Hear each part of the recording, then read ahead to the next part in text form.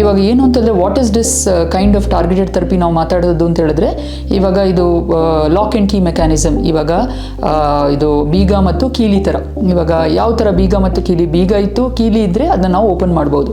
ಅದೇ ಥರ ಕೆಲವೊಂದು ಅಂಶಗಳು ಅವ್ರ ಕೆಲವೊಂದು ಟಾರ್ಗೆಟ್ಸು ಕ್ಯಾನ್ಸರ್ ಸೆಲ್ಸಲ್ಲಿ ಇರುತ್ತೆ.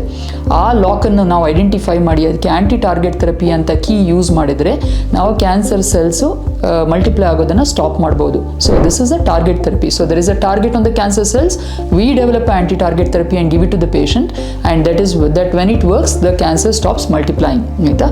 ಸೊ ಅದಕ್ಕೆ ಫಸ್ಟ್ ನಾವು ಟಾರ್ಗೆಟನ್ನು ಐಡೆಂಟಿಫೈ ಮಾಡಬೇಕು.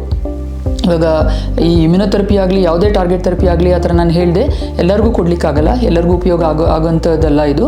ಸೊ ನಾವು ಅದನ್ನು ಐಡೆಂಟಿಫೈ ಮಾಡಬೇಕಾಗುತ್ತೆ. ಸೊ ಹೇಗೆ ಐಡೆಂಟಿಫೈ ಮಾಡೋದು?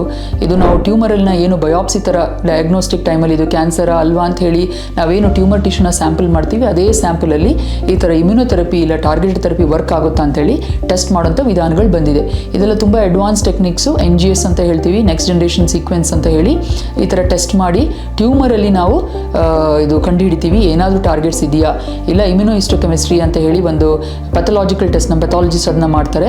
ಅದರಲ್ಲಿ ಆ ಮಾರ್ಕರ್ ಇದೆಯಾ, ಟಾರ್ಗೆಟ್ ಇದೆಯಾ ಕ್ಯಾನ್ಸರ್ ಸೆಲ್ಸ್ ಅಂತ ಹೇಳಿ ಕಂಡುಹಿಡಿತೀವಿ. ಇವಾಗ ಏನು ಮಾಡುತ್ತೆ ಇಮ್ಯುನೊಥೆರಪಿಯಲ್ಲಿ ಆ್ಯಕ್ಚುಲಿ ಅಂತ ಹೇಳಿದ್ರೆ, ಇವಾಗ ಈ ಕ್ಯಾನ್ಸರ್ ಸೆಲ್ಸಲ್ಲಿ ಅದೊಂದು ಆ್ಯಂಟಿಜನ್ ಅಂತ ಹೇಳಿದ್ರೆ ಒಂದು ಕೆಮಿಕಲ್ ಇರುತ್ತೆ. ಆ ಕೆಮಿಕಲ್ ಹೋಗಿ ನಮ್ಮ ಇಮ್ಯುನಿಟಿ ಸೆಲ್ಸ್ ಅಂತಂದರೆ ಯೂಶಲಿ ಕ್ಯಾನ್ಸರ್ಗೆ ಇಮ್ಯುನಿಟಿ ಕೊಡೋದು T ಸೆಲ್ಸ್ ಅಂತ ಹೇಳಿ ನಮ್ಮ ಬಾಡಿಯಲ್ಲಿ. ಸೊ ಈ T ಸೆಲ್ಸನ್ನು ಹೋಗ್ಬಿಟ್ಟು ಅದು ಕೆಲಸ ಮಾಡದಿರೋ ಥರ ಸ್ಟಾಪ್ ಮಾಡುತ್ತೆ.